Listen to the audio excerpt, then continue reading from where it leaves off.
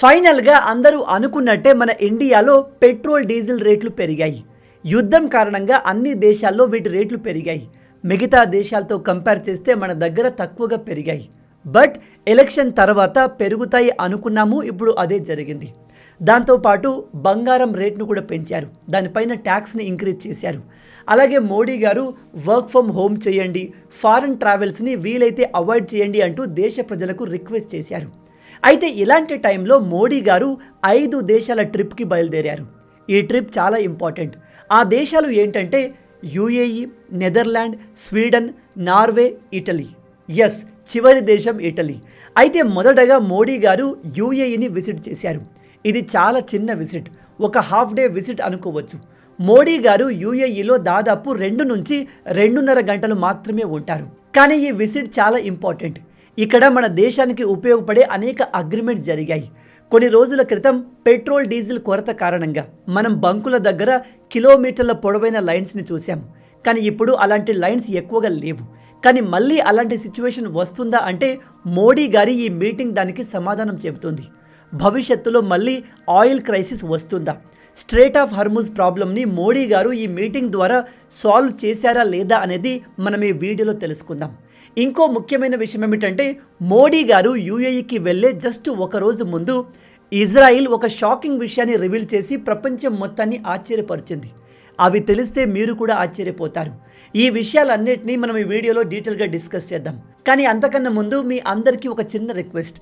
మీలో చాలామంది మన వీడియోస్ని చూస్తున్నారు కానీ సబ్స్క్రైబ్ చేసుకోవట్లేదు. అలా ఎందుకు? మన ఛానల్లో ప్రతిరోజు ఇలాంటి ఇంపార్టెంట్ టాపిక్ పైన ఒక వీడియో వస్తుంది. వాటిని మీరు మిస్ కాకూడదు అనుకుంటే మన ఛానల్ని వెంటనే సబ్స్క్రైబ్ చేసుకోండి. ఈ సబ్స్క్రిప్షన్ మీకు కంప్లీట్లీ ఫ్రీ. సబ్స్క్రైబ్ చేసుకోవడం ద్వారా మీ అకౌంట్ నుంచి ₹1 కూడా కట్ కాదు. కానీ మీరు చేసే ప్రతి ఒక్క లైక్ అండ్ సబ్స్క్రిప్షన్ మాకు మరిన్ని వీడియోస్ చేయడానికి ఒక మోటివేషన్లా ఉంటుంది. ఇక మెయిన్ టాపిక్లోకి వెళ్దాం. నిన్న అంటే మే 15వ తేదీన మోడీ గారు 5 దేశాల విజిట్కి స్టార్ట్ అయ్యారు.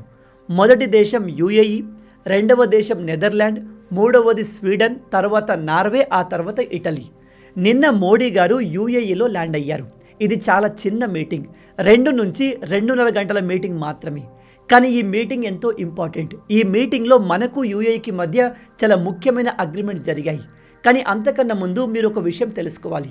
మోడీ గారు యుఏఈకి వెళ్ళే జస్ట్ ఒక రోజు ముందు అంటే మే 14వ తేదీన ఇజ్రాయెల్ గవర్నమెంట్ ఒక సీక్రెట్ని బయట రివీల్ చేసింది. అదేంటంటే అమెరికా ఇరాన్ మధ్య యుద్ధం జరుగుతున్నప్పుడు ఎవరికి తెలియకుండా సీక్రెట్గా నేతన్యాహు యుఏఈకి వెళ్ళి అక్కడి ప్రెసిడెంట్ అయిన మొహమ్మద్ బిన్ జాయద్ని కలిశారు అని. ఇప్పుడు ఇందులో షాకింగ్ ఏముంది బ్రదర్ అని మీలో కొంతమంది అనుకోవచ్చు. మీలో తెలియని వాళ్ళకి చెప్తున్నాను. ముస్లిం కంట్రీస్కి ఇజ్రాయిల్ అంటే అస్సలు పడదు. ఇరాన్, టర్కీ, ఇరాక్, పాకిస్తాన్ ఇవన్నీ ఇజ్రాయిల్ని విపరీతంగా హేట్ చేస్తాయి. అలాంటి సమయంలో మిడిల్ ఈస్ట్లోని ఒక అతి ముఖ్యమైన దేశం యుఏఈ ఇజ్రాయిల్తో చాలా క్లోజ్గా ఉంటూ డీప్ కనెక్షన్ పెట్టుకుంది. ఇక్కడ ఇంకో షాకింగ్ విషయం ఏమిటంటే ఇజ్రాయెల్ దగ్గర ఐరన్ డోమ్ టెక్నాలజీ ఉంది. మీ అందరికీ తెలుసు, ఈ టెక్నాలజీ శత్రువులు వీళ్ళపైన ఎంతటి మిసైల్స్ వేసినా, ఎన్ని దాడులు చేసినా కాపాడేస్తుంది. అలాంటి ఐరన్ డోమ్ టెక్నాలజీని ఇజ్రాయిల్ యుఏఈకి ఇచ్చింది. ఐరన్ డోమ్ ఇచ్చింది, అలాగే ఐరన్ బీమ్ కూడా ఇచ్చింది. అంటే డ్రోన్స్ని, మిసైల్స్ని ఒక లేజర్ వెపన్ ఆకాశంలోనే డెస్ట్రాయ్ చేస్తుంది. అదే ఐరన్ బీమ్. ఇంతటి ఇంపార్టెంట్ టెక్నాలజీని ఇజ్రాయెల్ ఇప్పటి వరకు ఏ దేశానికి ఇవ్వలేదు, కానీ యుఏఈకి ఇచ్చింది. యుఏఈ వీటిని ఇరాన్ పైన ఉపయోగించింది. మనం ఎన్ని రోజులు ఇరాన్ వరుసగా మిడిల్ ఈస్ట్ దేశాలపైన దాడి చేస్తుంది, ఎస్పెషల్లీ సౌదీ పైన, యుఏఈ పైన దాడి చేస్తుంది. ఈ దేశాలు తిరిగి దాడి చేయట్లేదు అనుకున్నాం, కానీ యుఏఈ సైలెంట్గా లేదు. యుఏఈ ఇజ్రాయెల్ టెక్నాలజీ ఉపయోగించి ఇరాన్ పైన దాడులు చేస్తూనే ఉంది. కానీ ఈ విషయం ఎవ్వరికీ తెలియదు. ఇరాన్కి తెలుసు, కానీ ఇరాన్ కూడా కన్ఫర్మ్గా బయట చెప్పలేకపోయింది. కానీ ఇప్పుడు ఇజ్రాయెల్ గవర్నమెంటే స్వయంగా మా ప్రైమ్ మినిస్టర్ నేతన్యాహు సీక్రెట్గా వెళ్ళి యుఏఈ ప్రెసిడెంట్ని కలిశారు అని రివీల్ చేసింది. ఇజ్రాయెల్ ఈ విషయాన్ని ఇప్పుడు ఎందుకు రివీల్ చేసింది అంటే బహుశా వీళ్లకు అమెరికా ఇరాన్ యుద్ధం ఆపడం ఇష్టం లేదు కావచ్చు. ఎందుకంటే సరిగ్గా ఇదే సమయంలో ట్రంప్ చైనా విజిట్లో ఉన్నారు. చైనా ఇరాన్ యుద్ధాన్ని ఆపడంలో కీలకమైన పాత్ర పోషించగలదు. ఈ ఇరాన్ అనే అమెరికా యుద్ధం ట్రంప్కు పెద్ద తలనొప్పిగా మారింది. ఇతను యుద్ధాన్ని ఆపలేకపోతున్నాడు, ఇరాన్ని పూర్తిగా ఓడించలేకపోతున్నాడు. అందుకే చైనా ఇన్వాల్వ్మెంట్తో ఈ యుద్ధాన్ని ఆపే ప్రయత్నం ట్రంప్ చేయవచ్చు అని ఊహించి ఇజ్రాయెల్ ఇలా డైవర్షన్ క్రియేట్ చేయడానికి ఈ సీక్రెట్స్ అన్నిటిని రివీల్ చేసి ఉండొచ్చు. అయితే దీనిపై యూఏఈ వెంటనే రెస్పాండ్ అయింది. యూఏఈ చెప్పేదేమిటంటే, లేదు, ఇజ్రాయెల్ చెబుతుంది అబద్ధం, మా ప్రెసిడెంట్ బెంజమిన్ నేతన్యాహును కలవలేదు అని కంప్లీట్గా రిజెక్ట్ చేసింది. కానీ దీన్ని ఇరాన్ నమ్మే స్థితిలో లేదు. ఇరాన్కి ముందు నుంచే యూఏఈ పైన అనుమానం ఉంది. ఇప్పుడు అది కన్ఫర్మ్ అయింది. అందుకే మీరు ఈ యుద్ధంలో ఇరాన్ ఏ దేశం పైన ఎక్కువగా దాడి చేసింది అనే లిస్ట్ని చూస్తే ఇజ్రాయెల్ కంటే ఎక్కువగా దాడులు యూఏఈ పైన జరిగాయి. ఎందుకంటే యూఏఈ ఒకవైపు అమెరికాకి, ఇంకోవైపు ఇజ్రాయెల్కి చాలా క్లోజ్గా ఉంటుంది. అది ఇరాన్కి అస్సలు నచ్చలేదు. అఫ్కోర్స్ ఇరాన్ రీజన్ లేకుండా యూఏఈని అటాక్ చేయడం రాంగే, కానీ వాళ్ళకు వేరే ఆప్షన్ లేదు. ఇరాన్ డైరెక్ట్గా అమెరికా పైన మిసైల్స్ వేయలేదు. అమెరికా చాలా దూరంలో ఉంది. అంత దూరం వెళ్ళే మిసైల్స్ టెక్నాలజీ ఇరాన్ దగ్గర లేదు. ఇజ్రాయెల్ పైన ఎన్ని బాంబులు వేసినా, ఎన్ని మిసైల్స్ వేసినా వాళ్ళు తమను తాము ఐరన్ డోమ్తో కాపాడుకుంటున్నారు. అందుకే ఇక మిగిలిన ఆప్షన్ యూఏఈ. అందుకే ఈ దేశం పైన ఎక్కువగా దాడులు చేశారు. అయితే ఇప్పుడు తెలుస్తున్న విషయం ఏమిటంటే, యూఏఈ కూడా ఈ ఐరన్ డోమ్ టెక్నాలజీ ఉపయోగించి తమను తాము కాపాడుకుంది అని. మొత్తంగా ఇప్పుడు ఇజ్రాయెల్ అండ్ యూఏఈకి మధ్య ఒక చిన్నపాటి గొడవ స్టార్ట్ అయిన సమయంలో సడన్గా మోడీ గారు యూఏఈకి వెళ్ళడం చాలా మందికి ఫిషీగా అనిపిస్తుంది. ఎందుకంటే మీరు గమనించండి, ఇది కోఇన్సిడెంటా లేదా బ్యాక్గ్రౌండ్లో మన భారత్, ఇజ్రాయెల్, యూఏఈ కలిసి ఏమైనా ప్లాన్ చేస్తున్నాయో మనకు తెలియదు. బట్ మీరు గమనించండి, అమెరికా ఇరాన్ యుద్ధం స్టార్ట్ అయ్యే జస్ట్ ఒక్కరోజు ముందు మోడీ గారు ఇజ్రాయెల్లో ఉన్నారు. మోడీ గారు ఇజ్రాయెల్ నుంచి ఇండియాకు వచ్చిన వెంటనే ఇజ్రాయెల్ అండ్ అమెరికా కలిసి ఇరాన్ పైన దాడి చేశాయి. ఇప్పుడు యుద్ధం ఎండ్ అవబోతుంది అనే సమయంలో మోడీ గారు యూఏఈలో ఉన్నారు. అందుకే ఇప్పుడు కొంతమంది చెప్పేది ఏమిటంటే, మోడీ గారు యూఏఈకి ఇజ్రాయెల్కి మధ్య క్రియేట్ అయిన ఈ గొడవను సర్ది చెప్పడానికి అక్కడికి వెళ్ళారు అని. అయితే ఇలా మన భారత్ చేయాల్సిన అవసరం ఏముంది అంటే, యాక్చువల్గా ఇండియాకి, ఇజ్రాయెల్కి, యూఏఈకి అండ్ యూఎస్కి అంటే అమెరికాకి మధ్య ఒక ప్యాక్ట్ ఉంది. అదే I2U2. ఈ ప్యాక్ట్ అండర్లో ఈ 4 దేశాలు చాలా విషయాల్లో technology, development, weapons, even war విషయంలో కూడా కలిసి పనిచేస్తాయి. బహుశా ఇక్కడ బ్యాక్గ్రౌండ్లో అదే జరుగుతుంది కావచ్చు అని చాలామంది జియో పొలిటికల్ నిపుణులు చెబుతున్నారు. కానీ మన ఇండియా, ఇజ్రాయెల్, యూఏఈ ఈ విషయం గురించి ఎక్కడ బయట చెప్పట్లేదు. ఇక మన మోడీ గారి విజిట్ గురించి మాట్లాడదాం. మోడీ గారు యూఏఈ ఎయిర్ స్పేస్లోకి ఎంటర్ అయిన వెంటనే ఇదిగో ఈ విధంగా F-16 ఫైటర్ జెట్లు మోడీ గారి విమానాన్ని ఎస్కార్ట్ చేశాయి.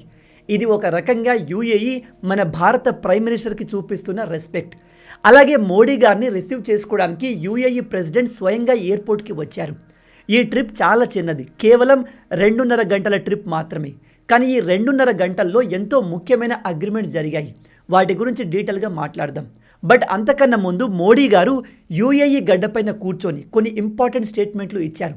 అందులో ఒకటి, మేము యూఏఈ పైన జరిగిన దాడిని ఖండిస్తున్నాము. అంటే ఇక్కడ మనం డైరెక్ట్గా ఇరాన్ చేసిన దాడిని తప్పుగా కన్సిడర్ చేసి మేము ఈ విషయంలో యూఏఈకి సపోర్ట్ చేస్తున్నాము అని కన్ఫర్మ్ చేశాము. నెంబర్ 2, స్ట్రెయిట్ ఆఫ్ హార్మోజ్ని క్లోజ్ చేయడం అస్సలు కరెక్ట్ కాదు, మేము దానికి కంప్లీట్గా విరుద్ధం అంటూ మోడీ గారు అటు అమెరికాను, ఇటు ఇరాన్ని క్రిటిసైజ్ చేశారు. అలాగే యూఏఈ మన దేశంలో జస్ట్ 2 రోజుల క్రితం ఉత్తరప్రదేశ్లో అతిపెద్ద తుఫాను వచ్చి దాదాపు 110 కన్నా ఎక్కువ మంది మరణించారు. ఆ విషయం గురించి కండోలెన్స్ని తెలిపింది. బై ద వే, మీలో ఎంతమందికి యూపీలో ఒక అతిపెద్ద తుఫాను వచ్చి 100 కన్నా ఎక్కువ మంది చనిపోయారు అనే విషయం తెలుసు? ఈవెన్ మన మీడియా కూడా దీన్ని కవర్ చేయట్లేదు. నేను ఈ టాపిక్ పైన నెక్స్ట్ వీడియో ప్లాన్ చేస్తున్నాను, అది కాస్త ఇంపార్టెంట్, దాని గురించి అక్కడ డిస్కస్ చేద్దాం. అయితే ఇక్కడ యూఏఈ మన దేశంలో జరిగిన ఈ ప్రకృతి విపత్తు గురించి, చనిపోయిన వారి గురించి కండోలెన్స్ని ప్రకటించింది. అలాగే యూఏఈ మన దేశంలో $5 బిలియన్ ఇన్వెస్ట్మెంట్ చేయడానికి రెడీ అయింది. మీ అందరికీ తెలుసు, రీసెంట్గా యూఏఈ ఓపెక్ నుంచి బయటికి వచ్చేసింది. ఓపెక్ అంటే organisation of the petroleum exporting countries. అంటే ఏ దేశాలైతే ఎక్కువగా పెట్రోలియం, ఆయిల్ని ప్రొడ్యూస్ చేస్తాయో అవన్నీ కలిసి ప్రపంచవ్యాప్తంగా ఆయిల్ ఎక్స్పోర్ట్, ఇంపోర్ట్ని కంట్రోల్ చేస్తాయి. ఆ గ్రూప్ని ఓపెక్ అంటారు. అయితే ఈ గ్రూప్ నుంచి యూఏఈ బయటకు వచ్చేసింది. అలా ఎందుకు అంటే, ఓపెక్ రూల్స్ ప్రకారం యూఏఈ ఒక రోజులో 3 మిలియన్ బ్యారెల్స్ల ఆయిల్ని మాత్రమే ఎక్స్ట్రాక్ట్ చేయాలి. ఇది యూఏఈకి నచ్చలేదు. ఎందుకంటే యుద్ధం కారణంగా యూఏఈ భారీగా నష్టపోయింది. వాళ్ళకు డబ్బు కావాలి, వాళ్ళ దగ్గర కావలసినంత ఆయిల్ ఉంది. అందుకే వీళ్ళు రోజుకు 3 మిలియన్లు కాదు, 5 మిలియన్ బ్యారెల్స్ల ఆయిల్ని ప్రొడ్యూస్ చేస్తాము అని చెప్పారు. ఓపెక్ దానికి ఒప్పుకోకపోయేసరికి వాళ్ళు దాని నుంచి బయటకు వచ్చేశారు. అయితే యూఏఈ ఈ ఓపెక్ నుంచి బయటకు రావడం వెనుక ఇండియా ఉంది అని కొంతమంది అభిప్రాయపడుతున్నారు. అలా ఎందుకు అంటే మీ అందరికీ తెలుసు, ఇరాన్ అమెరికా యుద్ధం కారణంగా స్ట్రెయిట్ ఆఫ్ హార్ముజ్ క్లోజ్ అయింది. స్ట్రెయిట్ ఆఫ్ హార్ముజ్ క్లోజ్ అయినప్పటి నుంచి మన దేశంలో ఆయిల్ క్రైసిస్ ఏర్పడింది. మనకు ఎక్కువగా ఆయిల్ కావాలి అండ్ యూఏఈ ఎక్కువ ఆయిల్ని ప్రొడ్యూస్ చేయడానికి రెడీగా ఉంది. And strait of Hormuz close ఉన్నన్ని రోజులు మనకు ఆయిల్ ఎక్కువగా రావడం కష్టం. కాబట్టి ఈ స్ట్రెయిట్ ఆఫ్ హార్ముజ్ని బైపాస్ చేసే ఒక స్ట్రాంగ్ ఆయిల్ ప్రొడ్యూసర్ మనకు కావాలి, అదే యూఏఈ. ఎందుకంటే మీరు ఒకసారి ఈ మ్యాప్ని చూడండి. యూఏఈలో ఒక కంపెనీ ఉంది, దాని పేరే యాడ్నాక్, అబుదాబి నేషనల్ ఆయిల్ కంపెనీ. ఇది హాబ్షా అనే ప్రాంతం నుంచి ఫుజైరా అనే ప్రాంతానికి అతిపెద్ద ఆయిల్ పైప్ని కన్స్ట్రక్ట్ చేస్తుంది. నిజం చెప్పాలంటే అక్కడ ఆల్రెడీ పైప్ లైన్ ఉంది, కానీ దాన్ని ఇప్పుడు ఈ కంపెనీ వైడనింగ్ చేస్తుంది. ఎందుకు అంటే ఇక్కడ నుంచి ఆయిల్ ఫుజైరా ప్రాంతానికి ఎక్కువ మొత్తంలో పంపి అక్కడ రిజర్వ్ చేయడానికి. దీనివల్ల ఉపయోగం ఏమిటంటే అక్కడి నుంచి ఇండియాకు ఆయిల్ని డైరెక్ట్గా పంపించవచ్చు. ఇక్కడ మనం స్ట్రెయిట్ ఆఫ్ హార్ముజ్ని బైపాస్ చేసినట్టే.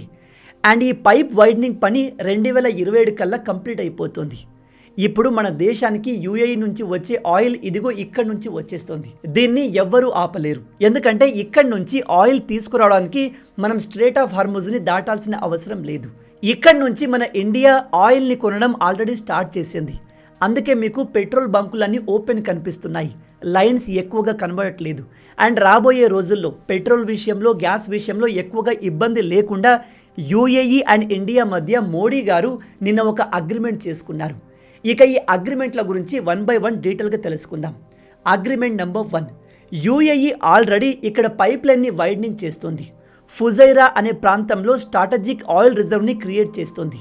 కాబట్టి ఇప్పుడు మోడీ గారు చెప్పింది ఏమిటంటే, మీరు ఇక్కడే కాదు మా దేశానికి కూడా రండి, మా దేశంలో కూడా మీ ఆయిల్ని స్టోర్ చేయండి. ప్రజెంట్ మా దగ్గర 40 మిలియన్ బ్యారెల్స్లో ఆయిల్ని స్టోర్ చేసే కెపాసిటీ ఉంది, దాన్ని మీరు డబుల్ చేయండి. ఇంకో 30 మిలియన్ బ్యారెల్ల ఆయిల్ని స్టోర్ చేసే కెపాసిటీ కలిగిన స్ట్రాటజిక్ ఆయిల్ రిజర్వ్ని ఇప్పుడు యూఏఈ మన ఇండియాలో క్రియేట్ చేయబోతోంది. అలా జరిగితే భవిష్యత్తులో ఎక్కడ ఏ యుద్ధం జరిగినా, ఆయిల్ ప్రొడక్షన్ కంప్లీట్గా ఆగిపోయినా మనకు సంవత్సరం వరకు ఎటువంటి ఇబ్బంది లేకుండా ఇందులో ఆయిల్ని వాడుకోవచ్చు. ఇక్కడ ఆయిల్ యూఏఈదే కావచ్చు, కానీ దాన్ని వాడుకునేది మనం. కాబట్టి ఇది మనకు ఒక మంచి అవకాశం. ఇప్పుడు యూఏఈ మన మ్యాంగ్లూర్, విశాఖపట్నం, ఒడిశా కోస్టల్ రీజియన్స్లో పెద్ద పెద్ద ఆయిల్ రిజర్వ్స్ని క్రియేట్ చేయబోతుంది. ఈ ప్రాంతాల్లో ఆయిల్ రిజర్వ్ క్రియేట్ చేయడం చాలా సేఫ్, ఎందుకంటే రేపు పాకిస్తాన్తో మనకు యుద్ధం జరిగినా ఇంత దూరంలో పాకిస్తాన్ అటాక్ చేసే ఛాన్సెస్ చాలా తక్కువ.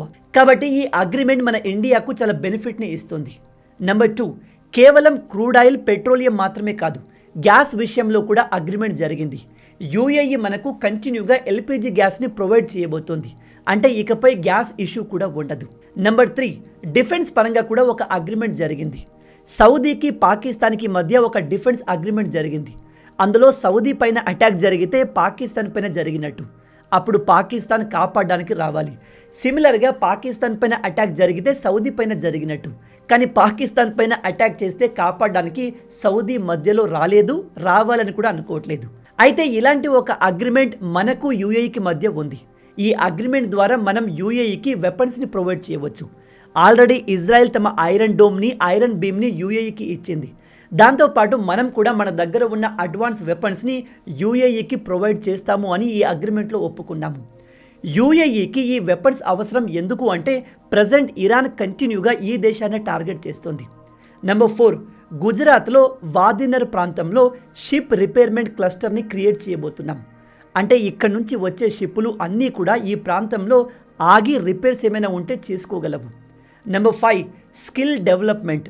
షిప్ రిపేర్మెంట్కి సంబంధించిన స్కిల్ డెవలప్మెంట్ ప్రోగ్రామ్ని ఇండియా, యూఏఈ కలిసి క్రియేట్ చేయబోతున్నాయి.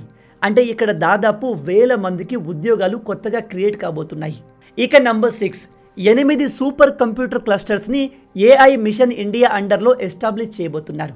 ఇక చివరగా నెంబర్ 7, $5 బిలియన్ ఇన్వెస్ట్మెంట్ని యూఏఈ మన ఇండియాలో చేయబోతుంది. నిజం చెప్తున్నాను, మోడీ గారి కేవలం 2.5 గంటల ఈ యూఏఈ ట్రిప్ ఒక సూపర్ సక్సెస్ఫుల్ ట్రిప్ అనుకోవచ్చు.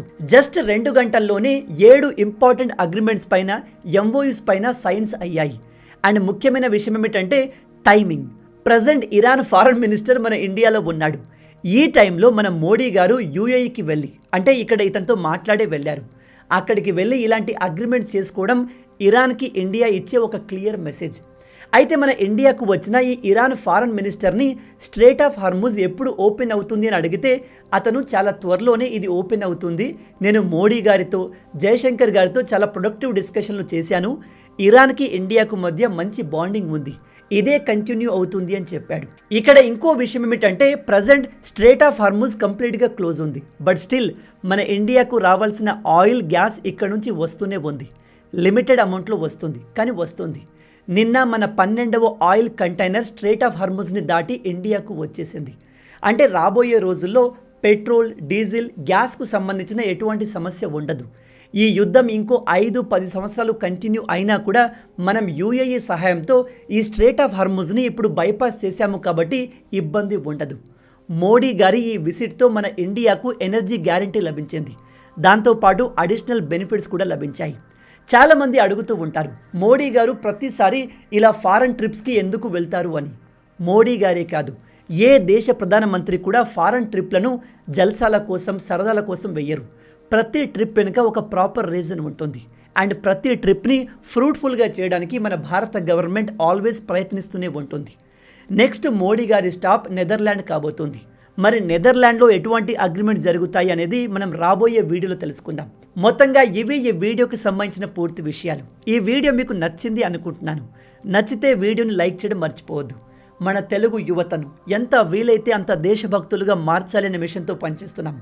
మన ఛానల్ని సబ్స్క్రైబ్ చేసుకుని ఆ మిషన్లో మీరు భాగం అవ్వండి.